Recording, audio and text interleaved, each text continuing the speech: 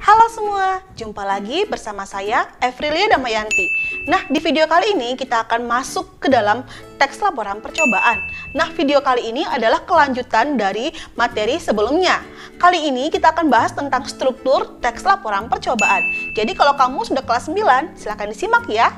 Sesuai dengan judul video kita hari ini, yaitu struktur teks laporan percobaan. Oh ya, ada 6 poin yang perlu kita perhatikan saat kita membuat sebuah teks laporan percobaan. Apa aja, Bu? Perhatikan ya.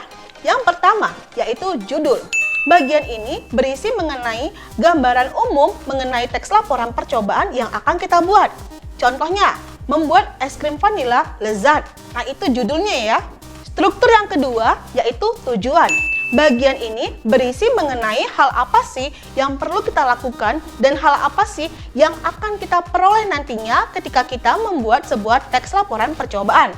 Contohnya, ketika kita membuat sebuah es krim vanila lezat, apa sih tujuannya untuk membuat es krim yang tidak menggunakan pemanis buatan atau pewarna?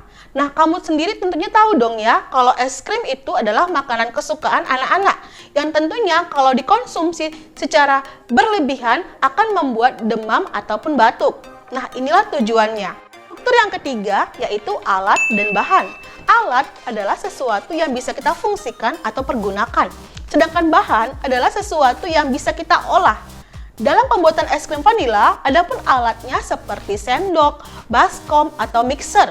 Sedangkan bahannya seperti telur, vanila, gula pasir, dan lain sebagainya. Nah, inilah bagian dari alat dan bahan ya. Struktur yang keempat yaitu langkah kerja. Nah, bagian ini berisi mengenai langkah-langkah yang akan dilakukan oleh si peneliti. Disinilah si peneliti mulai beraksi. Dia akan melakukan dari tahapan awal sampai tahapan akhir. Nah, kalau kita implementasikan dalam membuat es krim vanila lezat, maka langkah pertama yang bisa kita lakukan adalah memasukkan susu segar dan gula pasir ke dalam air yang telah mendidih misalnya.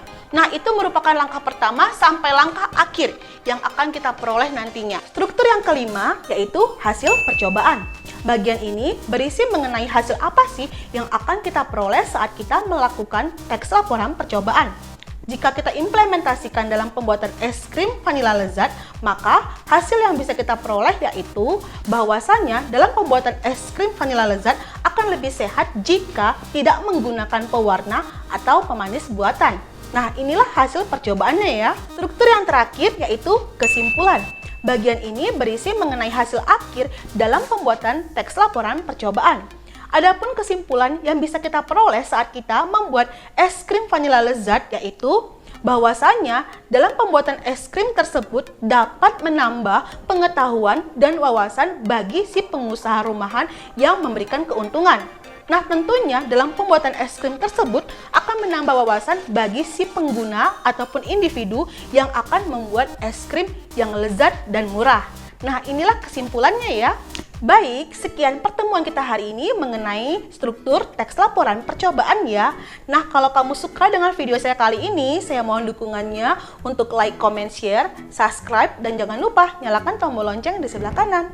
Terima kasih.